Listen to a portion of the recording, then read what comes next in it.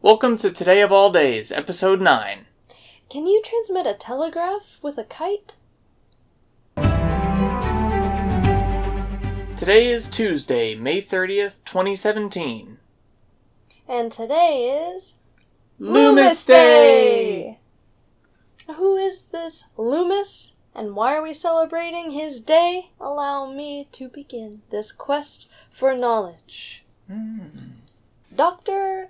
Mahlon Loomis was a dentist from New York. He moved to Terra Alta in West Virginia, and there, in the Blue Ridge Mountains, he began experimenting with wireless communication. Yeah, and his first noted success was in 1866. He actually set up 2 kites with copper wires. They were 14 miles apart. One of the kites that he used was connected to a galvanometer, and the other kite was just connected to the ground. He would tap the copper wire, and it would stop or allow the electrical current to continue onto the other kite. He was able to successfully transmit a signal over 14 miles. For those of you who don't know, I didn't. Galvanometer basically reads direct current, so we're talking DC. It does so with a little lever and it basically says, oh, there's this much current. I've gone too far. And when one kite was set up, the galvanometer had a reading. When the second one was connected, he actually saw that the galvanometer reading started dropping, which indicated to him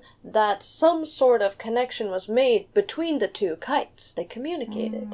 In 1872, he received a patent for the wireless telegraph. This inspired him to create the Loomis Aerial Telegraph Company. He received his incorporation in 1873, and he decided to ask the government for about $50,000 for research and development. And sad to say, he was declined. And as a result, the Loomis Aerial Telegraph Company did not flourish. But he did continue his experiments on his own. He upgraded his equipment from kites and copper wires to wooden towers with steel masts on top. With that, he was able to achieve a distance of 20 miles of this electromagnetic communication.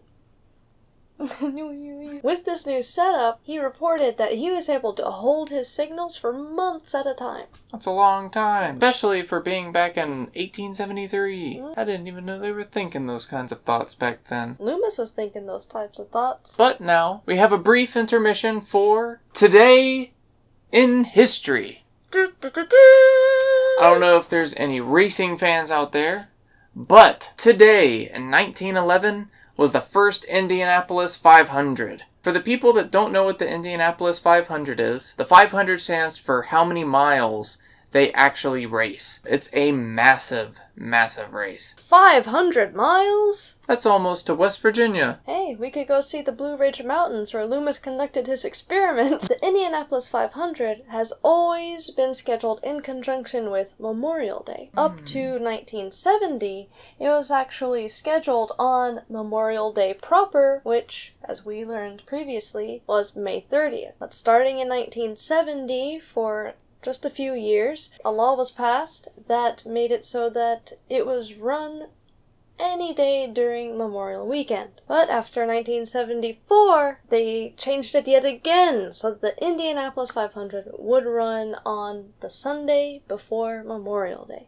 Back to Loomis. And back to wireless communications. Now, there's a lot of controversies surrounding the fact that some people say that he is the original father of the radio, but that's not quite accurate. He did send electromagnetic signals, though, and so I believe that that is what paved the way to make it to where it was more of a feasible idea for the people like Tesla, Hertz, Stubblefield, and Marconi. And Marconi developed the actual wireless telegraph. Now, Loomis did gain some notoriety for his work and everything that he did. A minimal amount. But, like I was saying, I feel like he kind of paved the way, and he did that by being the first person to use a complete antenna and ground system. He was also the first to experiment with wireless telegraph signals. Not only that, he was the first to use kites to carry his antenna aloft. And on top of that, he built the first vertical antenna. That was his wooden mounts with the steel masts on top. He was also the first to formulate the idea of waves traveling out of his antenna.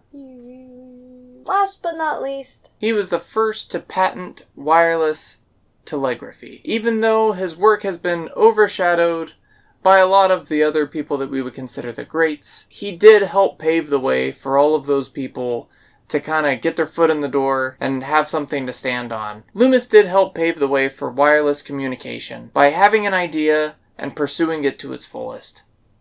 So, if you have an idea and you're wondering if it's stupid or if you should try it out, just pull a Loomis. Just give it your all and go for it. You never know what's going to happen from it. Maybe one day you'll have a day named after you.